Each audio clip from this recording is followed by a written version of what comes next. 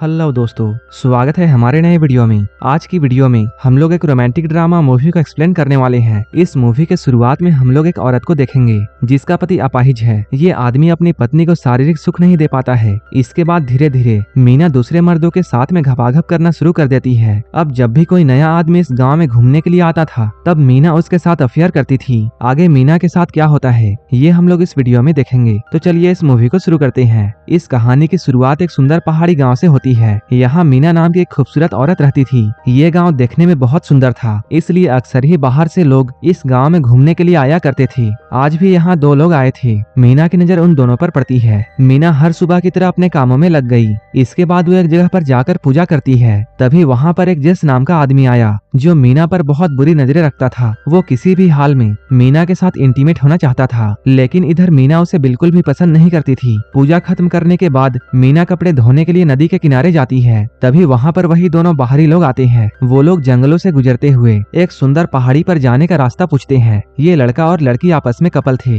मीना ने उन्हें रास्ता बता दिया। अब ये दोनों उस पहाड़ी में जाने के लिए निकलते हैं। उनके जाने के बाद मीना फिर से कपड़े धोने लगी। वो गाँव वालों के कपड़े धोकर इसके बदले में उनसे पैसे लिया करती थी। वहीं दूसरी ओर हम लोग उन दोनों बाहरी लोगों को देखते हैं। वो लोग अभी जंगल से गुजरते हुए पहाड़ी की तरफ जा रहे थे। जैसे ही वो लोग सुनसान जगह पर पहुंचते हैं, मौका देखकर एक दूसरे के साथ में चुम्मा चाटी शुरू कर देते हैं। इसी बीच मीना भी कपड़े धोकर अपने घर के तरफ लौट रही थी। रास्ते में मीना ने उन दोनों को इंटीमेट होते हुए देख लिया। उन दोनों को देखकर उसका भी मन बहक गया और वह वहीं पर किनारे बैठकर अपने आप को छूने लगी। थोड़ी देर के बाद वह घर वापस लौट आई और घर के कामों में लग गई। मीना के पति का नाम ईथन था, जो 1 साल पहले हुए हादसे के वजह से चल नहीं पाता था। मीना उसका पूरा ख्याल रखती और हमेशा सेवा करती थी। रात को ईथन और मीना बातें कर रहे थे। ईथन कहता है उसकी टांगों का ऑपरेशन हो चुका है, लेकिन वो अब तक ठीक से नहीं चल सका। डॉक्टर ने उसे थेरेपी करने को कहा था, लेकिन थेरेपी के लिए उनके पास पैसे नहीं थे, जिसकी वजह से ईथन उदासी में रहने लगा। लीला उसे दिलासा देती है कि जल्द ही पैसे जोड़कर वो उसकी थेरेपी करवाएगी ताकि वो फिर से चल सके।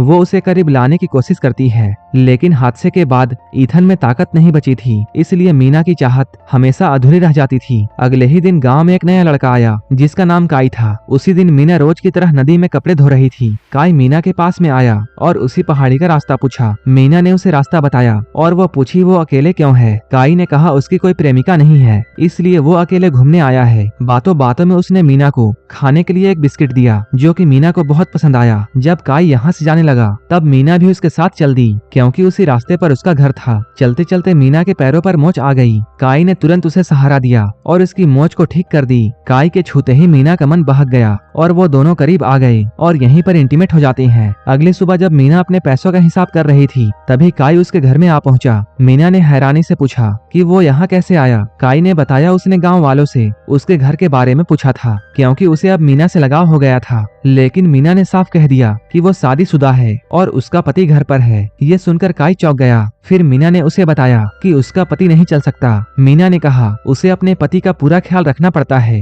ये सुनकर काई बोला वो शहर में थेरेपी करता है और वो उसकी पति की मदद कर सकता है। उसकी बातों को सुनकर मीना उसे घर के अंदर ले गई और ईथन से मिलवाया और उसने ईथन से झूठ कहा कि काई यहाँ पर सिर्फ घूमने के लिए आया है और गाँव वालों ने उसे थेरेपी के लिए हमारे घर पर भेजा है। मीना की बातें पूरी होते ही काई ने ईथन का हाल पूछा और उसकी रिपोर्ट देखी। फिर उसने हादसे के बारे में जानना चाहा तो उसे बताया गया कि ईथन पीठ के बल गिर गया था। सब कुछ सुनने के बाद उसने ईथन के टांगों की जांच की। इसके बाद वो लीला के साथ बाहर घूमने चला गया और काई ने उसे भरोसा दिलाया कि वो ईथन को ठीक कर सकता है और वो जल्द ही उसकी थेरेपी स्टार्ट करेगा और इसके लिए वो कोई भी पैसे नहीं लेगा। घूमते घूमते वो लीला को अपने टेंट तक ले गया जहाँ वो रहता था। यहीं पर मौका पाकर वो दोनों फिर से एक दूसरे के करीब आ गए, लेकिन पास में ही छिपा जेस ये सब कुछ देख रहा था और उसने इन दोनों की इंटीमेट होते हुए वीडियो बना ली। इसके अगले दिन काई ईथन की थेरेपी स्टार्ट करता है। थेरेपी के दौरान मीना काई के पास में खड़ी थी। मौका मिलते ही उसने काई के साथ में छेड़खानी शुरू कर दी।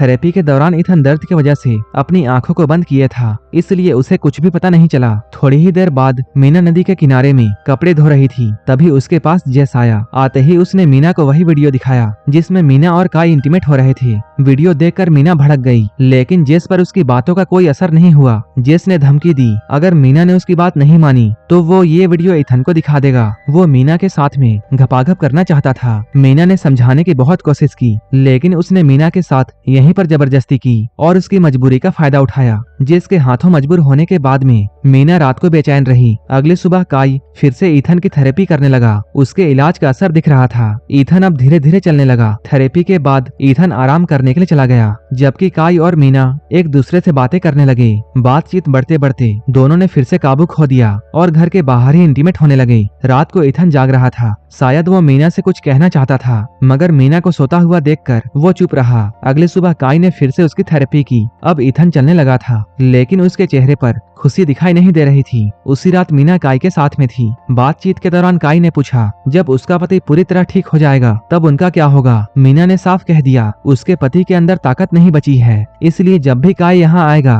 वो दोनों हमेशा मिलते रहेंगे। धीरे धीरे काई को मीना के साथ में सच्चा लगाव हो गया। काई मीना से कह रहा था कि वो उसे शहर ले जाकर उसके साथ शादी करना चाहता है। तभी अचानक वहाँ पर जेस आ पहुँचा। वो अभी नशे में था और आते ही वो दोनों को गालियाँ देने लगा। उसने काई से कहा उसके फोन में उसकी वीडियो है। पहले तो काई को यकीन नहीं हुआ, लेकिन जब जेस ने वीडियो दिखा दी तब वो हैरान रह गया। इसके बाद जेस ने फिर से मीना के साथ में इंटीमेट होने के लिए उस पर दबाव डालना शुरू किया। इस बार काई के सामने ही उसे वो मजबूर करने लगा। मीना ने साफ मना कर दिया तो गुस्से में आकर जेस ने गन निकाल ली। बंदूक देखकर लीला और काई दोनों डर गए। इसके बाद जेस ने काई को डराकर वहां से किनारे कर दिया और इसके बाद उसने मीना को कपड़े उतारने को कहा। जेस अभी बहुत नशे में था और बंदूक की वजह से मीना मजबूर हो गई। जेस ने उसके साथ जबरदस्ती करनी चाहिए और ये सब काई के आंखों के सामने हो रहा था। काई मदद करना तो चाहता था, लेकिन बंदूक उसकी तरफ तनी हुई थी। तभी अचानक पीछे से किसी ने जेस पर वार कर दिया और वो कोई नहीं बल्कि ईथन था। दरअसल ईथन को पहले ही शक था कि मीना और काई के बीच में कुछ चल रहा है, इसलिए वो चुपके से वहाँ आया था। असल में जब मीना और काई घर के बाहर इंटीमेट हो रहे थे, उसी वक्त ईथन ने उन दोनों को देख लिया था। उसे गहरा दुख हुआ, लेकिन मीना के खुशी की वजह से उसने चुप्पी साध ली।